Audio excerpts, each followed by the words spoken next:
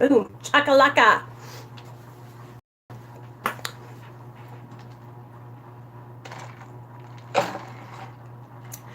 Hey everybody, what's up? It's Nicole. Welcome back to my channel, Real Talk Recovery, where we talk about recovery from addiction and I share my life with you. Tonight is our regular.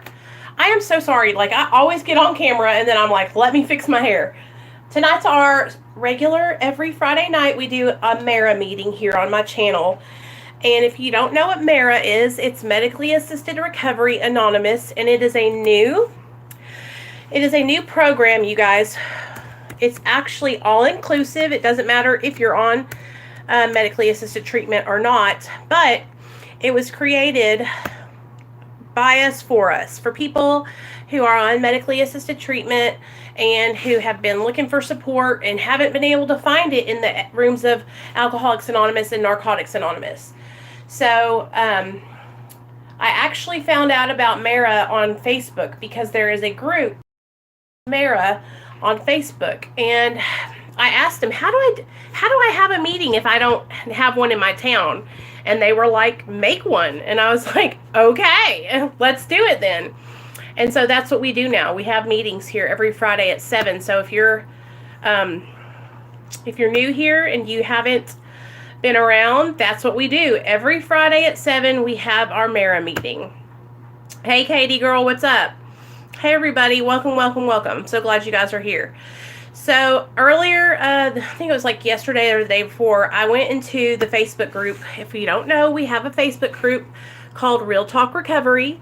And I was asking everybody what they wanted to talk about today in our MARA meeting. And a lot of the girls were talking about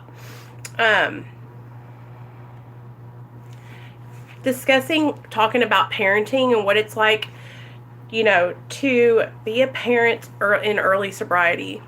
What it's like to be a parent in recovery, period, right? And luckily I have experience in this area.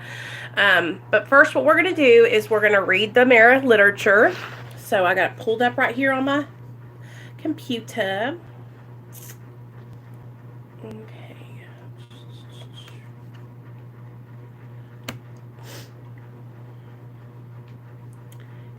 Okay, so here we go. You guys know I'm going to do this format real fast. Hey, my name is Nicole, and I would like to welcome you guys to this MARA meeting. Let's start our meeting out with a minute of silence, followed by the Serenity Prayer. Okay, so what we're going to do is we're going to take a moment of silence, you guys, for the addicts that are still out there sick and suffering. And when we pick up, we're going to start with the Serenity Prayer. Okay, so let's do our moment of silence.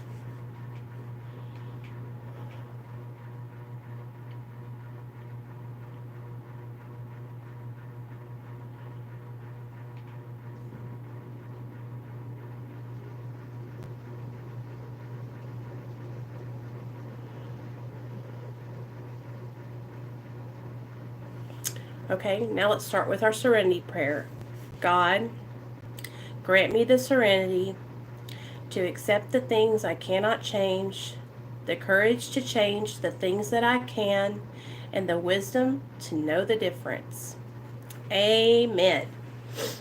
Okay, we of Medication Assisted Recovery Anonymous believe that medication is a therapeutic tool of recovery that may or may not be discontinued in time, dependent upon the needs of the individual. The MARA Preamble. MARA meetings are solution focused. We emphasize no judgment of others nor harsh judgment of ourselves.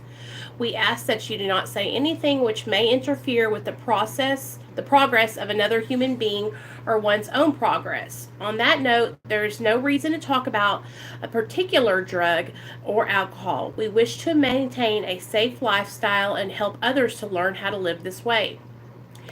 This is going to be a topic meeting. At this time, please silence any of your electronic devices you may be carrying. If you have any papers you would like to get signed, pass them to me now. You can pick them up at the end of the meeting. So I don't think any of you guys have that, but if you do, you can always email me and I'll help you out. This group is autonomous, independent, and may vary from other Mara groups. If you are new to Mara or from out of town and would like to introduce yourself to the group, please do so now. I'm not new, but my name is Nicole and I'm an addict.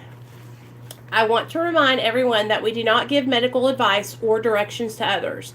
Any medical direction needs to be done by an outside physician. We must stress this because giving medical advice can be dangerous and could lead to death. We want to enjoy life, yet not forget that addiction can be a matter of life or death.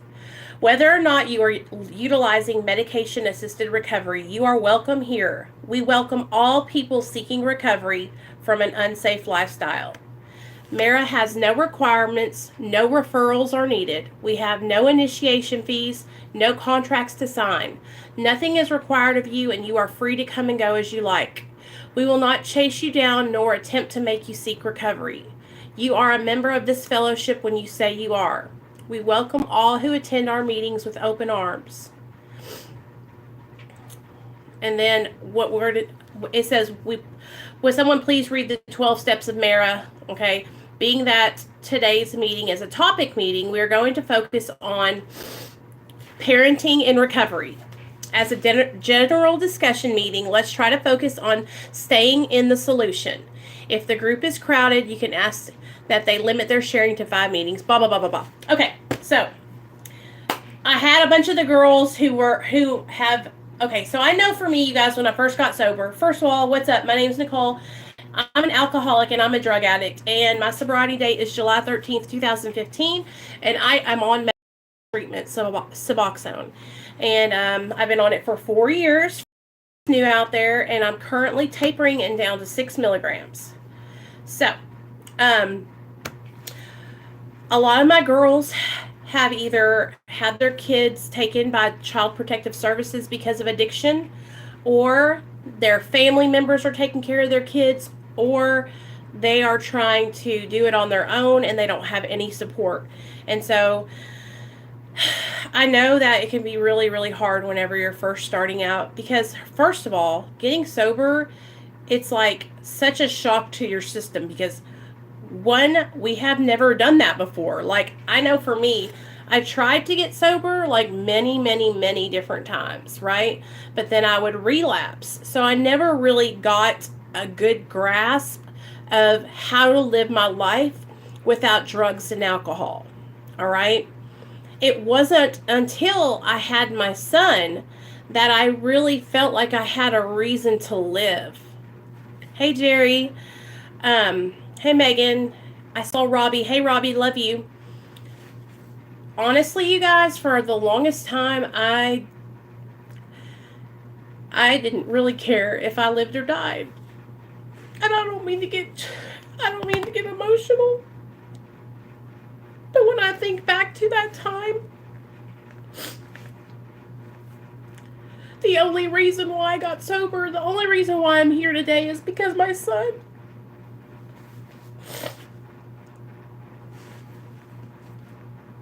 You know, I don't recommend going out and getting pregnant because it doesn't work for everybody like that. Not all people have kids and then think, oh, I straightened my life out. And I'm an example of that also, because after I gave birth to my son, I went out and got high. I relapsed for, a good 3 or 4 months after I had him, and then he got taken from me, But, I didn't know how to be a mom. I didn't know how to be anything. I didn't know how to be a friend. I didn't know how to be a wife.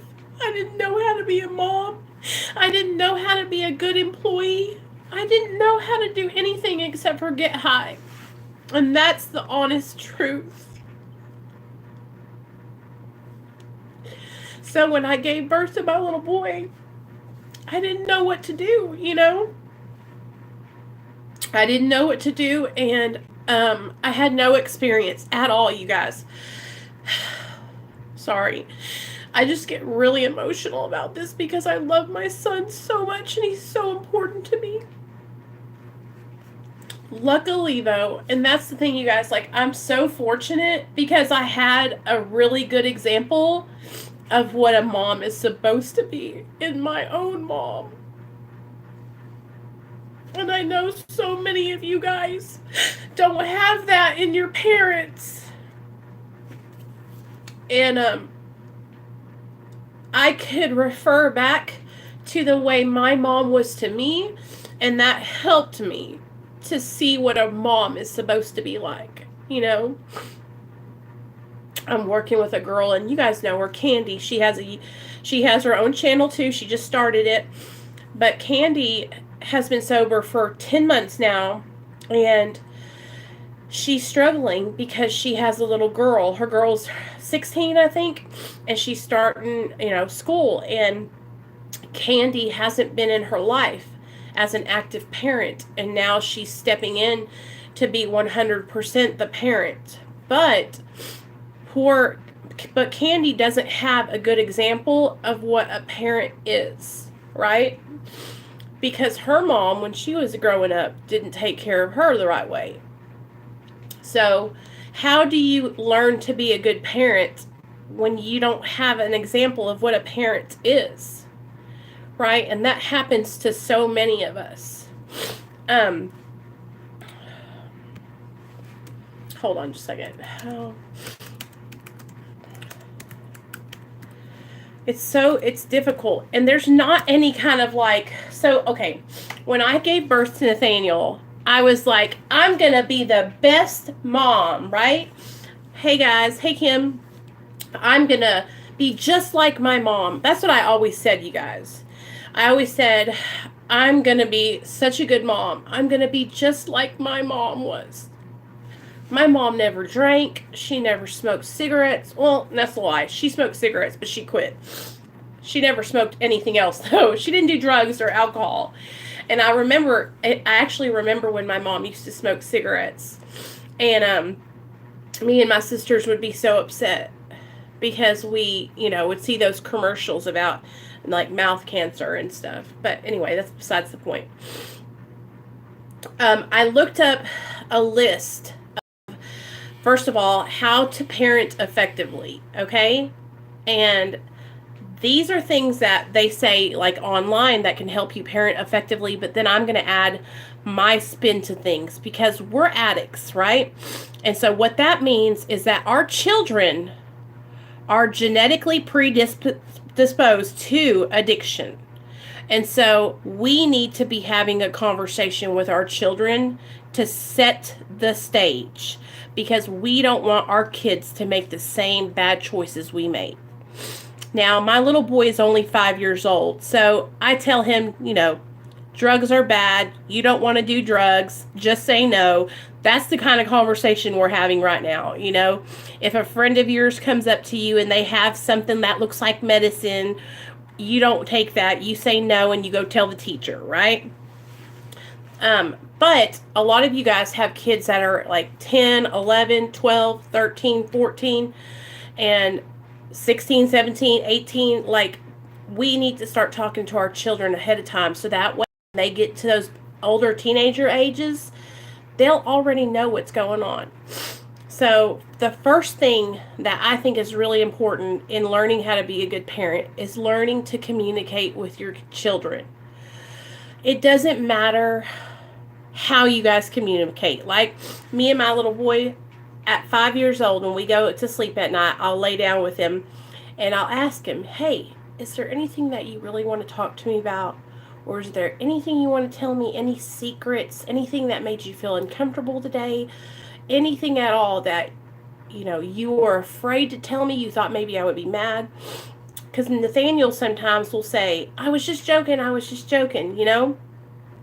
But that's how I can sit down and talk to him and kind of ease into things. Because sometimes he'll tell me things and I think, oh wow, he wasn't going to tell me at first, but then he'll come clean, and say, yeah, I did this, or I spilled that and I didn't want to tell you, because I'll go into the living room and find something spilled on the carpet and I'm like, who did this? By 4th grade and up, kids are trading ads and such in school. It's hard to talk about, but it happens. And keeping lines open is awesome. Oh, Adderall, right? Is that what you're talking about? Exactly. So it's never too young to educate your children. Okay, you guys? Never too young to talk to your children and get those lines of communication open. So making communication a priority, right? Sitting down with them, letting them know that you are invested in them, that you love them, and that they are your number one priority, right? Nathaniel, when he got removed from my care, you guys, he was 1 year old. So he doesn't really remember it, okay? But if you are someone whose children remember getting removed, or they remember you not being around because of your addiction, all right, it's time to sit down and talk with them and let them know, Mom's back. I'm here and I'm not going anywhere. You know, I made mistakes in the past. I'm not proud of it. But I want to let you know that I love you more than anything. You're my number one priority, and I'm invested in you. You know, all children want from us is attention. They thrive and they want stability. They want discipline. They want structure, right? My little boy does the best, you guys, when he has his schedule on point, right? Go to bed at 8:30, wake up early in the morning, go to school. Like, he's doing so good because I got him on a schedule, eating his 3 meals a day. I'm always like drinking plenty of water, and that's the kind of parent I am. I'm like, did you drink water today? You know, because my son will drink milk all day long and won't never get any water in. And then he'll come to me and say, Mom, I can't poop. Well, what do you think happened? You know, so like trying to drink water all the time, but communicate. Even when you think, oh, I've said enough, I always have to add something else in there because I just want Nathaniel to know how much I love him and how much he means to me. Yes, see, Megan? Megan says her first overdose was in middle school, 7th grade. She was like 12 or 13. I have always been open and honest about everything. They know they can talk to me about anything. Me too, Kim. Me too. Be flexible and willing to adjust your parenting style. Okay? So, this is my style of parenting might be different from y'all's style of parenting. Because I only have one child, me and Nathaniel, I talk to him, right? I talk to him about everything. Well, not everything, but I talk to him. We have a very, very close relationship. And I'm not big on hitting him. I'm every now and then I might have to spat him, you know, but not very often. I'm more of a correcting him and letting him know, like, hey, we don't do that, and this is why.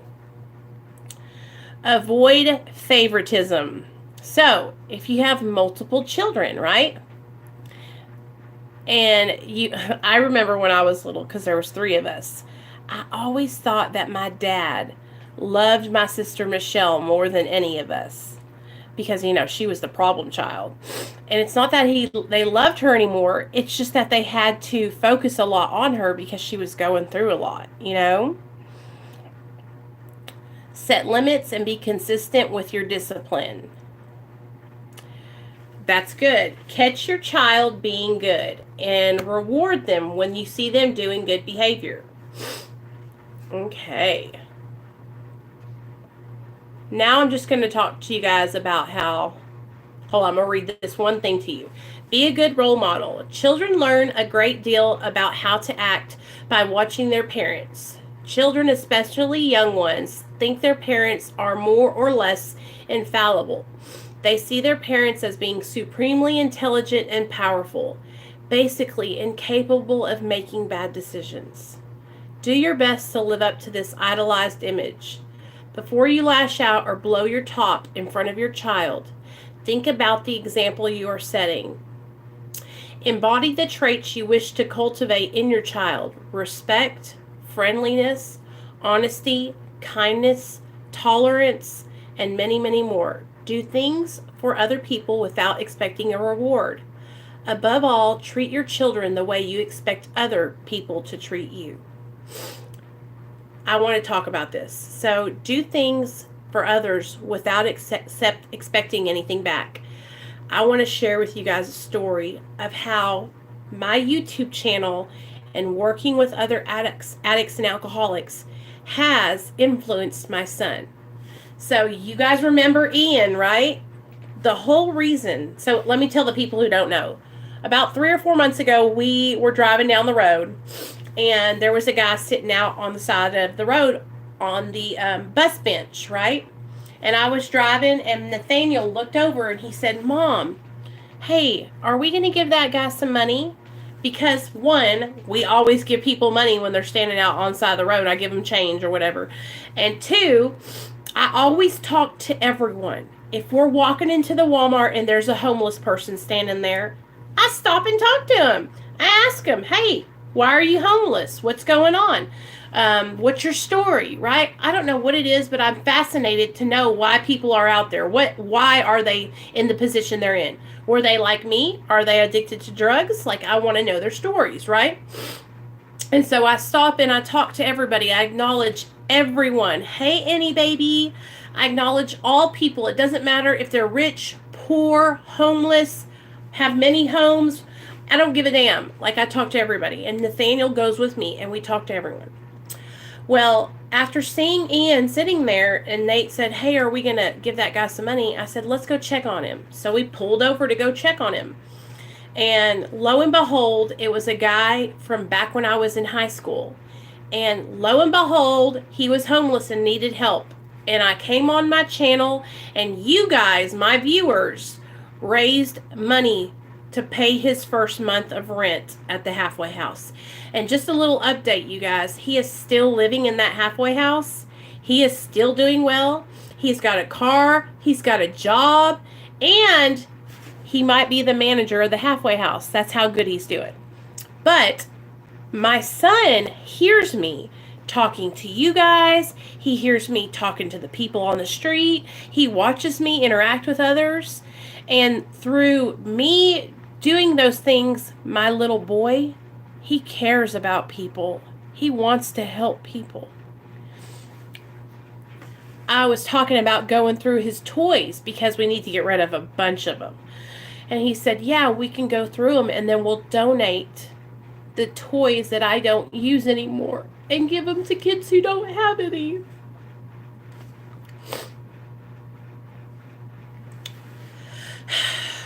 It just means so much to me that he is so kind.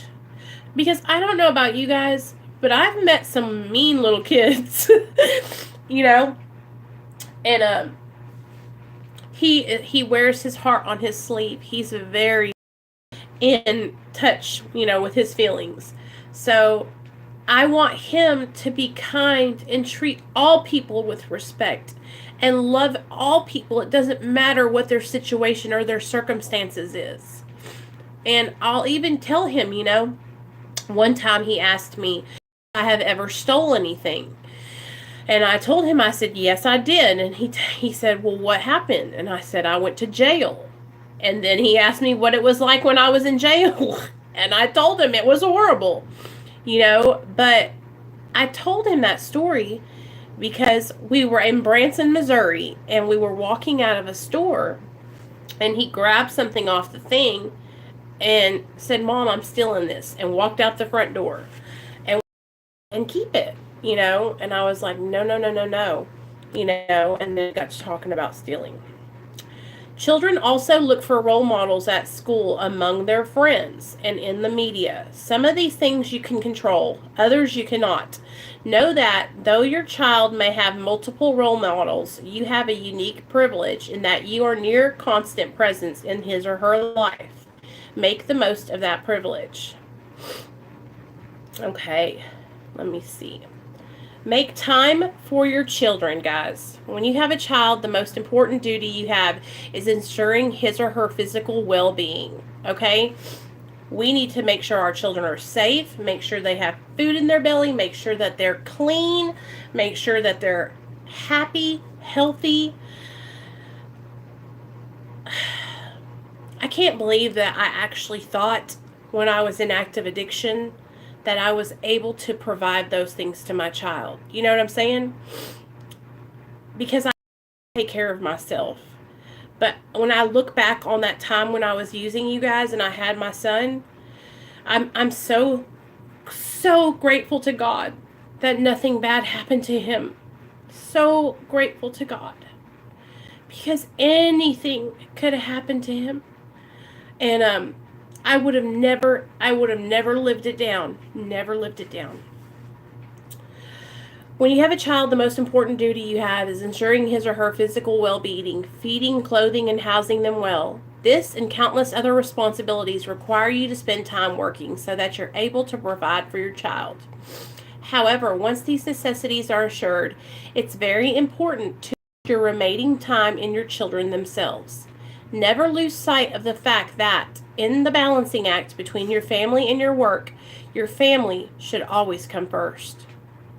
When you spend quality time with your children, show them they're important by being fully present in the moment. Put your phone on silent and all the screens, such as your TV or your computer. Give your child your full attention. With so many demands on your time, it's often difficult for parents and children to get together for a family meal, let alone spend quality time together.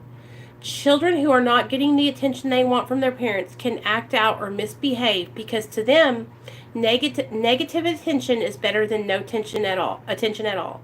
Many parents on a regular basis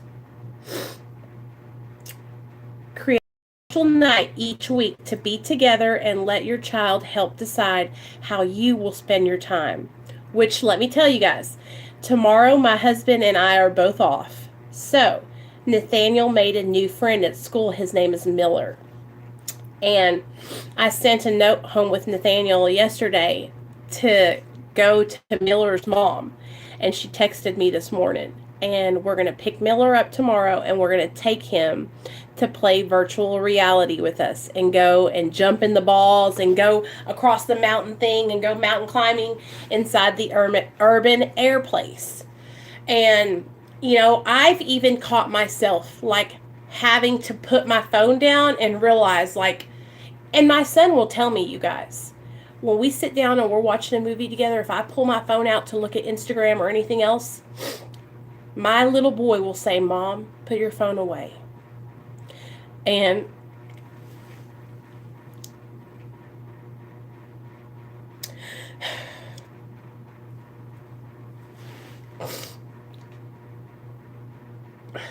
there's nothing more important than my son.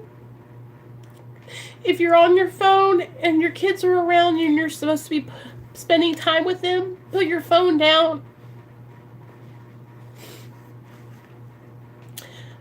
I think so many times, I don't even realize it. I don't even realize it. He'll be playing outside and he'll be doing the basketballs or he'll be showing me something and I'll have my phone. And I know because he's been checking me. My son is so smart, you guys. And he's just like me. So he checks me. Put down your phone. I'm trying to show you something. I don't want him to think that the phone is more important than him because it's not. My YouTube channel is not more important than him. Nothing is more important than him. One thing, and it's tied at first place with my son, and that's my recovery, right? Because if I don't have my recovery, I won't have him, right? But I think, and you guys, we're all guilty of this. We're all guilty of this. There's no parent out there that can tell me that they don't get caught up on their phone or in their job or on their computer or on the phone with a friend that they haven't talked to in a long time, right? And we don't realize that our children all they want is this. That's all they want. Can you imagine? I'm just starting to put myself in my son's position when he was 1 year old and getting taken from me and going into some stranger's house. Imagine what they feel like. Imagine what that's like for them. So when it's time for me to spend an hour with my kid and I can't put my phone down, then I've got a motherfucking problem, you know?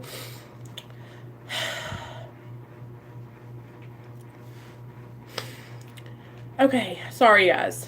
Create a special night. Okay. Look for other ways to connect with your child as well. For example, put a note or something special in their lunchbox. My mom used to do that all the time. All the time. Hey, anti-wellness Barbie, me too, girl. Me too. Me too. Make communication a priority.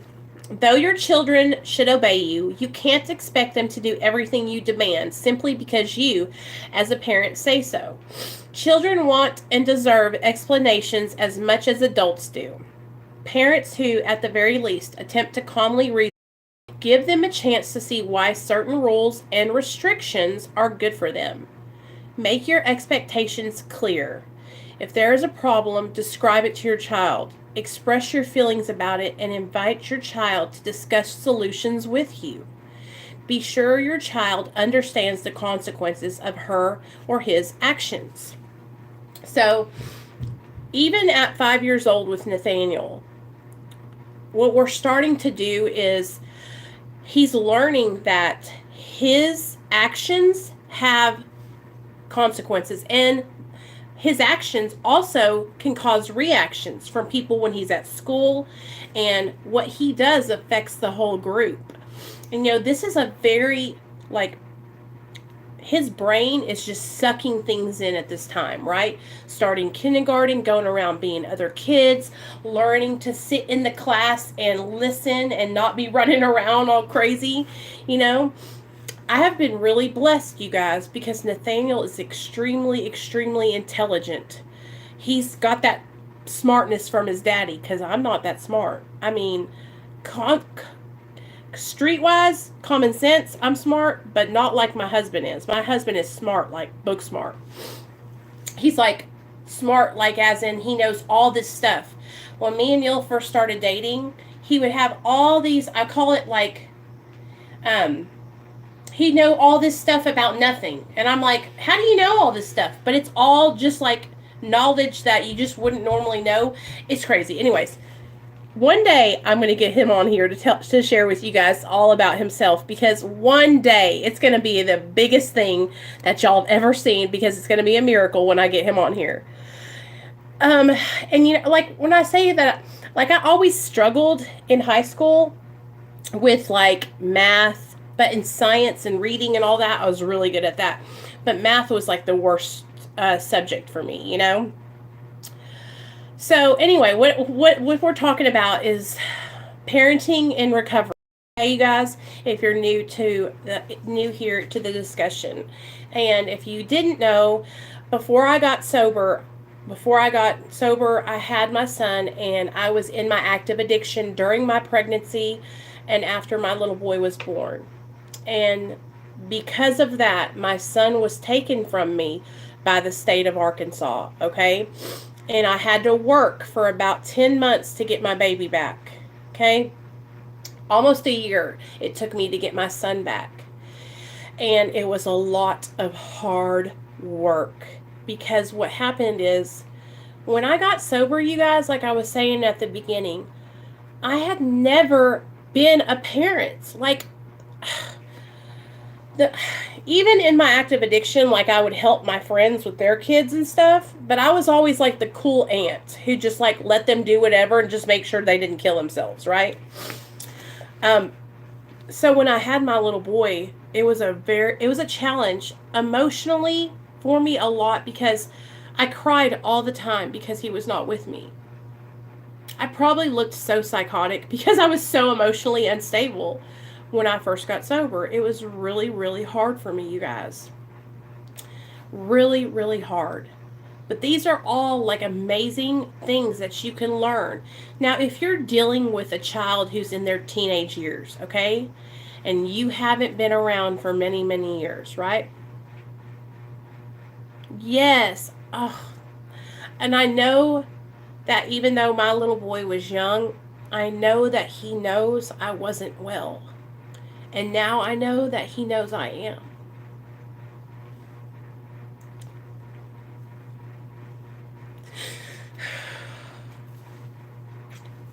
Hey, what are you doing? Yeah. When I was at school, I got in trouble. What for? You can talk to me about it. What happened? Do you know what a tally mark is? A tally mark? No, what is that? You got a tally? No, somebody else did. Uh-huh. I almost got in trouble, but somebody else. But so, can I tell you about a tally mark? Yes, I'll listen. Tell me about the tally mark. So, you get a paper, you stick it in the wall, and we draw all of our names. Uh-huh. And you get a marker, and whoever was being bad, you get 1,000 marks. Oh no! And if you keep being bad over and over again, you get 1,000 of them. And then they call your mommy, huh? And tell your mommy and daddy, or you got to go to the principal's office. So tell me, did you get one for talking? Were you talking a bunch today? I didn't get any. You didn't? Well, that's great. High five. Were you being a good boy and listening to the teacher today? But you almost got one. No. No? The teacher was talking to me. Oh. With a serious face. With a serious face? Yeah. Oh, what was it about? Booty butts. Oh, you were saying that? No. Let me guess, you were talking to Miller during while the teacher was talking. And that's okay. Just try to listen next time. We were playing the pause game. Oh. Well, you know what? When I was little, I used to get in trouble for talking all the time. So I can really relate to how that is. Just from now on, when the teacher's talking and she asks for you guys to be quiet, you have to mind the teacher, okay? Because other kids are in there trying to learn. And when you're being loud and disrupting the class, then the other kids can't learn, okay? Well, I wasn't doing anything. Oh, well, I'm glad. Okay, so let's read on, you guys. It bears mentioning that even in the best cases, from time to time, your child will flat out disagree with you about certain rules and decisions. Don't back down. You have an obligation to explain and discuss your rules, but not to, I don't know that word. Don't bend. When talking, get down on their eye level. This shows them that you respect them, which supports their respect for you. Hey, Krissy. Be flexible and willing to adjust your parenting style. If you frequently feel let down by your child's behavior, honestly assess your expectations. Are you expecting reasonable things from your child? Is your child capable of doing these things? Conversely, is your child more capable than you expect them to be? In other words, are they not being challenged? Don't be afraid to change your parenting goals, provided you keep your values consistent and sensitively explain your motives to your child. As your child ages, they change. Over time, you will have to change your parenting style, sometimes gradually, sometimes abruptly. Be ready and willing to face this change. Oh, parenting, you guys, it is it's so hard. It's not hard. The thing I struggle with, being someone in recovery and always wondering if I'm doing enough, always wondering if I'm doing a good job, and I think it's because I just question myself so much, Hey everyone, I missed you. I haven't been popping in much lately, but I plan to change that. I'm glad, Krissy. I'm glad you're still here. We ain't going nowhere. And also, you guys, if you, like I was talking about earlier, if you have children who are teenagers, okay, it's okay to have time to yourself too. It's okay to have self-care time, okay? Like right now, my son knows that this 1 hour on Fridays is when I do my videos with you guys. And I have really sat down and explained to him what I'm doing and why it's important to allow me to do this 1 hour, right? When I was always having him pop in and out, and I was like getting disrupted, and then people were trying to like make videos about me and saying I'm a bad mom and all this. What was happening was I wasn't scheduling my live streaming. I would just come on here and pop on, right? And so what would happen is I would be unprepared and I wouldn't have him set up and ready and chilling, right? Now what I do every Friday when I know we're going to go live at 7 is I have Nathaniel, I get him ready, I feed him, I get him in his nighttime clothes, I get him all set up. Now, he's 5 years old. Every now and then he's going to come in here and say hi, just like we just experienced, you know, but that's not bad, and he's not in trouble for doing that. You know what I mean?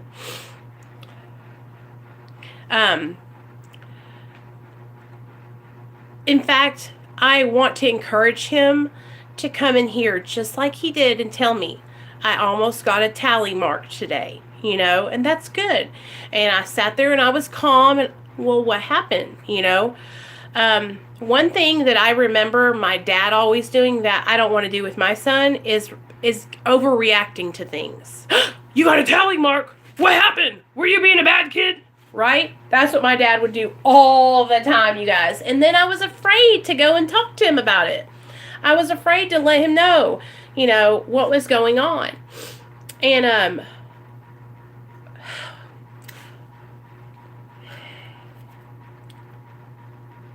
we have to set up the expectations with us. Like I was saying, if you have kids that are older, you need to sit down, Candy, with your daughter and say, okay, okay, Danica, this is what I expect from you, okay? This is how this is going to work, and this is what I want from you. Now, what do you need from me? Anything special? Would you like to, you know, like it was saying, have a special night where we do our nails and I fix your hair and we do a makeover, right? Because it's different when you have teenage girls, you guys, than what it is with a little boy, right? Now, these are probably the kind of conversations that might be sitting down with Nathaniel, and they'll be going out and playing football and doing soccer, and I'll probably get let behind in the wind, you know, because I'm not cool like the daddy is. But I know for me, when I was younger, my mom would sit down and she would talk with me and my talk to us about our menstrual cycles, sit down and talk to us. For those of you guys, hey Sarah, for those of you who are in recovery and your kids are older and you were in and out of their life due to your addiction, how many of you guys are dealing with Nate? Hold on. Nathaniel? Are you okay? Boy, don't scare me like that. Don't scare me like that. Lord, he scared me. Okay. How many of you guys are dealing with your kids throwing it up in your face that you weren't in their life due to your addiction? I know that you guys probably are. Well, screw you, Mom. I don't have to listen to you. You were out getting high all my life. I don't need you anyway. I got grandma, right? Or I got uncle or whoever's raising them now, right? And you're stepping in and now it's time for you to be that full-time parent.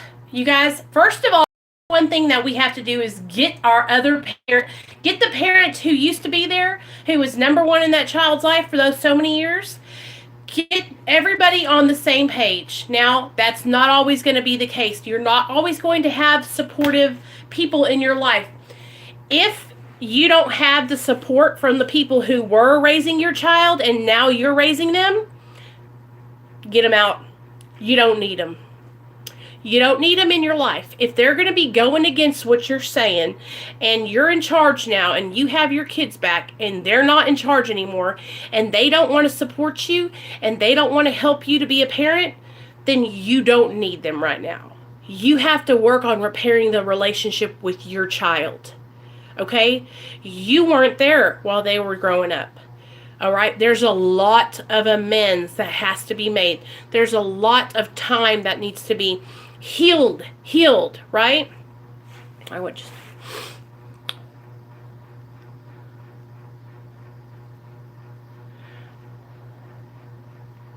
Yeah. Oh, I forget. Before she passed. So, okay, and I know that, and that's why the reason why our kids do that is because they were hurt, y'all. And they're fearful that we're going to go back out and relapse again too, because that's what we did for so many years. Many of us just went back and forth, right? Everyone needs to be on the same page, okay? If your kids were with your parents, your mom or your dad, and now they're with you, you need to get your mom and your dad on the same page with you, because everyone needs to be a united front. Do you know what that means? Everyone needs to be locked arms together, right? Because it's going to take all you guys to work together to raise that child, right? So just like with my son, okay, my mother-in-law used to help a lot when Nate was really, really little. And so whenever we got sober, when we would go around her, it would almost be like everything I would say, she would kind of say, well, it's okay, Nate, da-da-da-da-da. No, it's not okay. Stop making excuses for my child. I know what he's capable of, right? And because I feel like because she was parenting out of guilt, because she felt bad, and then she felt shame and guilt because me and Neil were interacting. I just started itching. Sorry about that, guys.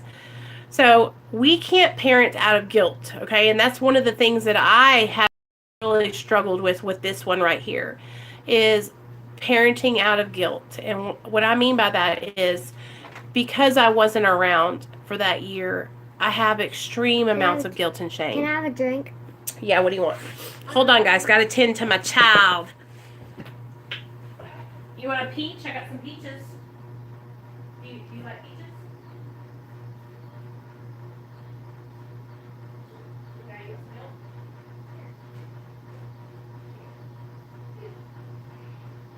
Hey, do you want some fruit or anything or no?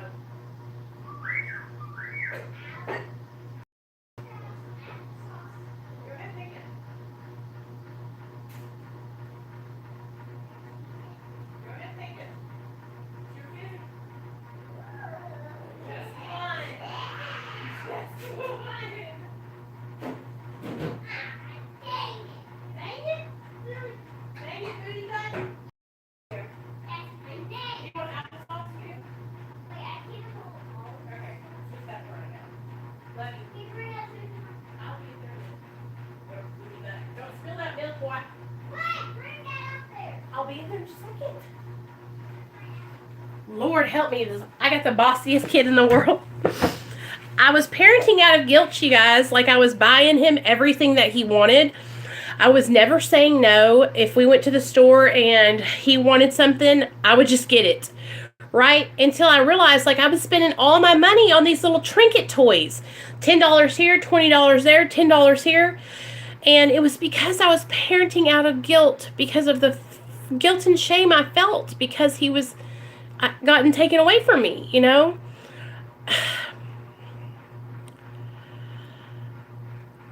We can't do that because it's a rotten little toot, you know? So what we have to do is we have to stand strong and parent in a healthy manner, okay? You are never alone. You know, if you have kids, you're a mom and you don't know what to do and you need help, or you can always ask a friend. Call me. Hey, Nicole, my daughter wants to go to this party. Call me. I'll tell you what I think. I'll say, hey, man, how old's she? I don't think that's a good idea. You know, and that is a very good thing to do. If you have kids and you don't know what to do, ask other people. Ask a couple people, right? To make sure, you know, what you're doing, you feel confident in. Because when you're confident about what you're doing, it's going to shine through. And when you feel confident about your sobriety, when you're feeling good about you, when you're happy about your situation, your relationship you're in, everything, your relationship with God, then that's going to shine through to your children. And what you show your kids is what they're going to mirror back to you, right? I want to show Nate a loving, tolerant, kind, confident, beautiful, smart mom, because I want him to feel that way inside too, right?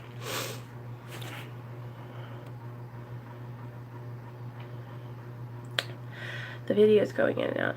Okay, love you, Katie. Anyway, tonight it is cutting out, so I guess I'll jump off here. But do any of you guys have any questions, or is there anything that y'all want to talk about before I leave? Boom. Hold on. I don't know how to open my Cheez-It. Okay, give it to me. I'm coming up there in just a second. I'm actually winding up my video. You want to say bye to everybody? Bye. Good job. Aw, thanks, Wellness Barbie. I'm glad you came over, girl. You can come over here anytime. We go live every Friday at about 7. Huh, Nate? Wait, in my class we had smell good pencils.